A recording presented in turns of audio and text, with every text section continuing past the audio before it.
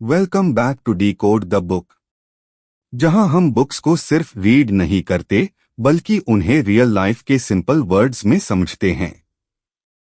अगर आपका माइंड ज्यादा सोचता रहता है, छोटी छोटी बातों पर स्ट्रेस हो जाता है या रात को सोते वक्त थॉट्स रुकते ही नहीं, तो आज की बुक आपके लिए है। आज हम डिकोड करने वाले हैं बुक काम योर थॉट्स, जो ह्यूम ये सीखती है कि ओवर थिंकिंग क्यों होती है, माइंड को कैसे शांत रखा जाए और डेली लाइफ में मेंटल पीस कैसे बिल्ड की जा सकती है। तो बिना किसी हैवी थ्योरी के, बिना टफ वर्ड्स के, सिर्फ रियल और प्रैक्टिकल अंडरस्टैंडिंग के साथ चलिए स्टार्ट करते हैं आज का डिकोड। काम योर थॉट्स बुक का मेन आइडिया ये है कि इंसान की जिंदगी में सबसे ज्यादा दुख और टेंशन प्रॉब्लम्स की वजह से नहीं होता, बल्कि अन प्रॉब्लम्स के बारे में लगातार सोचने की आदत की वजह से होता है।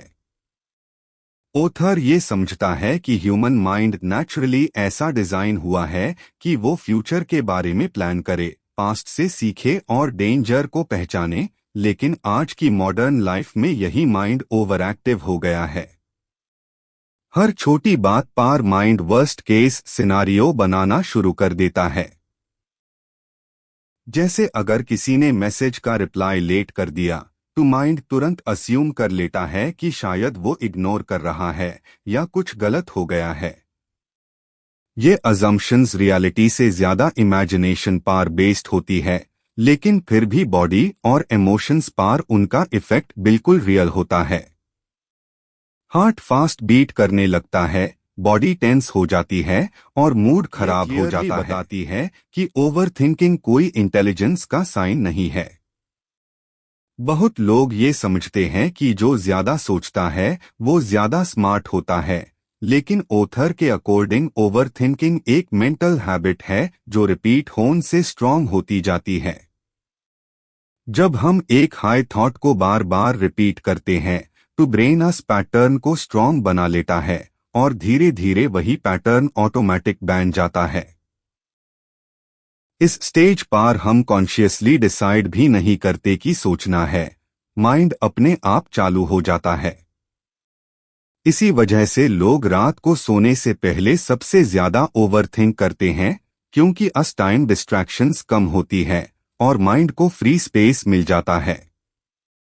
ऑथर ये भी एक्सप्लेन करता है कि हर थॉट सच नहीं होता। थॉट्स रैंडम होते हैं, ऑटोमेटिक होते हैं और काफी हद तक पास्ट एक्सपीरियंसेस, फियर्स और बिलीफ्स से इन्फ्लुएंस होते हैं। अगर किसी को पहले फेलियर मिला हो, तो उसका माइंड फ्यूचर में भी फेलियर के थॉट्स ज्यादा जनरेट करेगा, चाहे सिचुएशन बिल्कुल अलग हो।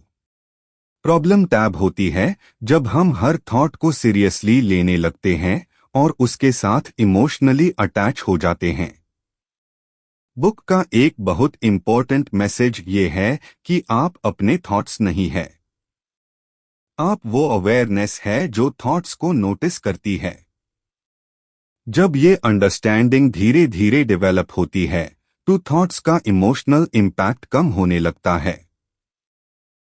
बुक ये भी समझती है कि प्रॉब्लम सॉल्विंग और ओवर थिंकिंग में बहुत बड़ा डिफरेंस होता है।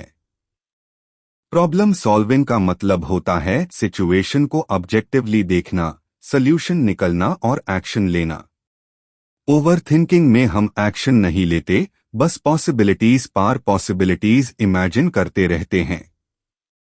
जैसे अगर मैं गलत बोल दिया तो क्या होगा, अगर लोग मुझे जज करेंगे तो क्या होगा, अगर मेन फेल हो गया तो क्या होगा। ये अगर मगर का लूप कभी एंड नहीं होता। ऑथर कहता है कि जब भी आप नोटिस करें कि आपका माइंड सॉल्यूशन की जगह सिर्फ फियर क्रिएट कर रहा है, तो समझ लीजिए आप ओवर थिंकिंग मोड में हैं। मोमेंट अवेयरनेस पर भी काफी फोकस दिया गया है। ऑथर ये कहता है कि माइंड या टू पास्ट में रहता है या फ्यूचर में, लेकिन शांति सिर्फ प्रेजेंट मोमेंट में होती है। जब हम अपना अटेंशन इस वक्त पर ले आते हैं, जैसे अपनी ब्रीदिंग, अपने बॉडी के सेंसेशंस या आसपास के एनवायरनमेंट पर, तो माइंड नेचुरली स्लो हो जाता है। इसका मतलब ये नहीं कि प्रॉब्लम्स मैजिकली सॉल्व हो जाती है, बल्कि ये होता है कि प्रॉब्लम्स का इमोशनल वेट कम हो जाता है। जब इमोशनल वेट कम होता है तब हम बेटर डिसीजंस ले पाते हैं। बुक का एक और स्ट्रॉन्ग पॉइंट ये है कि कंट्रोल की डिजायर भी ओवर थिंकिंग को फ्यूल करती है। हम चाहते हैं कि सब कुछ प्रिडिक्ट हो, सब कुछ परफेक्ट हो, कोई अनसर्टेनिटी ना हो। लेकिन रियलिटी ये है कि लाइफ अनप्रिडिक्टेबल है। जब हम ये एक्सेप्ट नहीं कर पाते और हर चीज कंट्रोल करने की कोशिश करते हैं तो माइंड फ्रस्ट्रेटेड और एंग्शियस हो जाता है। ऑथर ये सजेस्ट करता है कि एक्सेप्टेंस एक वीकनेस नहीं बल्कि मेंटल स्ट्रेंथ है। जब हम ये मान लेते हैं कि कुछ चीजें हमारे कंट्रोल में नहीं है तब माइंड को रिलैक्स करने की परमिशन मिल जाती है। बुक ये भी बताती है कि इमोशनल पेन से भागना ओवरथिंकिंग को और स्ट्रॉन्ग बना देता है। जब कोई नेगेटिव इमोशन आता है जैसे सैडनेस, फियर या एंजाइटी तो हम यूज डिस्ट्रैक्ट करने की कोशिश करते हैं या उससे फाइट करते हैं। लेकिन ऑथर के अकॉर्डिंग इमोशंस को एक्सेप्ट करना और ऑब्जर्व करना ज्यादा इफेक्टिव होता है। जब हम इमोशन को बिना लेबल किए सिर्फ फील करते हैं तो वो धीरे धीरे डिसोल्व हो जाता है। जैसे अगर एंजाइटी आ रही है तो बस ये नोटिस करना कि बॉडी में टाइटनेस है, ब्रीदिंग फास्ट है, बिना ये सोचे कि ये गलत है या ये मुझे ओवरऑल टोन प्रैक्टिकल और रियलिस्टिक है। ये कोई अनरियलिस्टिक पॉजिटिविटी नहीं सीखती। ऑथर ये नहीं कहता कि हमेशा पॉजिटिव सोचो या नेगेटिव थॉट्स को जबरदस्ती हटा दो। वो ये कहता है कि थॉट्स को फाइट करना बंद करो। जितना ज्यादा हम थॉट को पुश करते हैं उतना ज्यादा वो स्ट्रांग हो जाता है। जब हम यूज इंपॉर्टेंस देना बंद कर देते हैं तो वो अपने आप वीक हो जाता है। ये प्रोसेस टाइम लेता है लेकिन रेगुलर प्रैक्टिस से माइंड का डिफॉल्ट मोड चेंज हो सकता है। ऑथर ये भी हाईलाइट करता है कि मॉडर्न लाइफस्टाइल जैसे constant phone use, social media scrolling, news consumption mind को हमेशा अलर्ट मोड में रखता है। जब माइंड को कभी रेस्ट नहीं मिलता तो कामनेस इम्पॉसिबल हो जाती है। इसलिए बुक सजेस्ट करती है कि कभी कभी बोर्डम को अलाउ करो, साइलेंस को अलाउ करो। जब हम हर मोमेंट को फिल करना बंद कर देते हैं तब माइंड को हील होने का स्पेस मिलता है। इस बुक का मेन मैसेज ये है कि पीस ऑफ माइंड कोई फ्यूचर गोल नहीं है जो किसी अचीवमेंट के बाद मिलेगा। पीस एक डेली प्रैक्टिस है। हर दिन थोड़ा थोड़ा अपने थॉट्स को नोटिस करना, उनके साथ फाइट ना करना और प्रेजेंट मोमेंट में वापस आना हाई रियल सोल्यूशन है। जब हम अपने माइंड के साथ दोस्ती कर लेते हैं तब लाइफ ऑटोमेटिकली लाइटर फील होने लगती है। इस बुक का एक और इम्पॉर्टेंट पॉइंट ये है कि हम अपनी लाइफ में काफी चीजों को अननेसेसरीली पर्सनल ले लेते हैं। अगर कोई हमसे थोड़ा रूड बिहेव कर ले या कोई रिप्लाई ना करे या कोई क्रिटिसिज्म दे दे तो हम तुरंत अस्यूम कर लेते हैं कि प्रॉब्लम हम में ही है। ऑथर समझाता है कि ज्यादातर केसेस में लोग अपनी हाई प्रॉब्लम्स, स्ट्रेस और इनसिक्योरिटीज में बिजी होते हैं। जब हम हर चीज को अपने ईगो और सेल्फ इमेज से जोड़ देते हैं तो माइंड नेचुरली ओवरथिंकिंग मोड में चला जाता है। बुक ये सिखाती है कि चीजों को थोड़ा डिस्टेंस से देखना सीखो। हर बात का मतलब ये नहीं होता कि वो आपके अगेंस्ट है। एक्सप्लेन करता है कि फियर फ्यूचर से जुदा होता है। जब हम प्रेजेंट मोमेंट में होते हैं तब फियर ऑलमोस्ट एग्जिस्ट नहीं करता। लेकिन जैसे ही हम इमेजिनेशन में फ्यूचर के नेगेटिव सीन्स बनाना शुरू कर देते हैं फियर एक्टिवेट हो जाता है। माइंड फ्यूचर को प्रिडिक्ट करना चाहता है ताकि पेन से बाक सेक, लेकिन आयरॉनिकली इसी प्रोसेस में वो पेन क्रिएट कर लेता है। बुक ये कहती है कि अनसर्टेनिटी लाइफ का नेचुरल पार्ट है और जो लोग अनसर्टेनिटी को एक्सेप्ट कर लेते हैं वही मेंटली ज्यादा स्ट्रांग होते हैं। हर चीज का आंसर पहले से मिल जाना जरूरी नहीं होता। इस बुक में डिसीजन मेकिंग पर भी बात की गई है। ओवरथिंकिंग का एक बड़ा साइड इफेक्ट ये होता है कि हम डिसीजंस लेने से डरते हैं। यूं लगता है कि अगर गलत डिसीजन ले लिया तो सब कुछ खराब हो जाएगा। ऑथर ये समझता है कि परफेक्ट डिसीजन नाम की कोई चीज नहीं होती। ज्यादातर डिसीजंस करेक्ट या रॉन्ग नहीं होते, बल्कि फ्लेक्सिबल होते हैं। हम अपने एक्शंस से डिसीजन को बेटर बना सकते हैं। जब हम डिसीजन लेने को डिले करते रहते हैं तो हम अपनी एनर्जी वेस्ट करते हैं और स्ट्रेस बढ़ते हैं। बुक ये भी बताती है कि सेल्फ टॉक यानी हम अपने आप से कैसे बात करते हैं वो हमारे मेंटल स्टेट पर डायरेक्ट इफेक्ट डालता है। अगर आप अपने माइंड में हर वक्त खुद को क्रिटिसाइज करते रहते हैं तो माइंड कभी काम नहीं हो सकता। ऑथर सजेस्ट करता है कि अपने आप से वैसे बात करो जैसे आप अपने किसी क्लोज फ्रेंड से बात करते। इसका मतलब ये नहीं कि गलतियों को इग्नोर करो, बल्कि उनसे सीखो बिना खुद को मेंटली पनिश किए।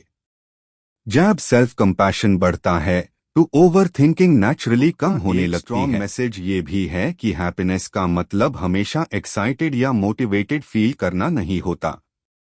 रियल पीस का मतलब होता है इमोशनल स्टेबिलिटी। कभी खुशी, कभी सैडनेस, कभी बोर्डम, ये सब नॉर्मल है। प्रॉब्लम तब होती है जब हम किसी भी अनकंफर्टेबल इमोशन को टॉलरेट नहीं कर पाते और उससे भगने के लिए थिंकिंग का सहारा लेते हैं। ऑथर कहता है कि इमोशंस को अलाउ करना सीखो।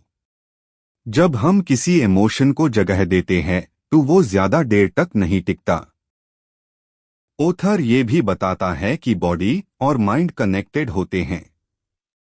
अगर बॉडी कॉन्स्टेंटली टेंस है, स्लीप पुअर है या लाइफस्टाइल अनहेल्थी है तो माइंड काम रह ही नहीं सकता। इसलिए बुक इनडायरेक्टली ये भी सजेस्ट करती है कि फिजिकल मूवमेंट, प्रॉपर रेस्ट और सिंपल रूटीन्स मेंटल क्लैरिटी के लिए इम्पॉर्टेंट होते हैं। ओवरथिंकिंग सिर्फ मेंटल प्रॉब्लम नहीं होती, बल्कि लाइफस्टाइल से भी लिंक्ड होती है।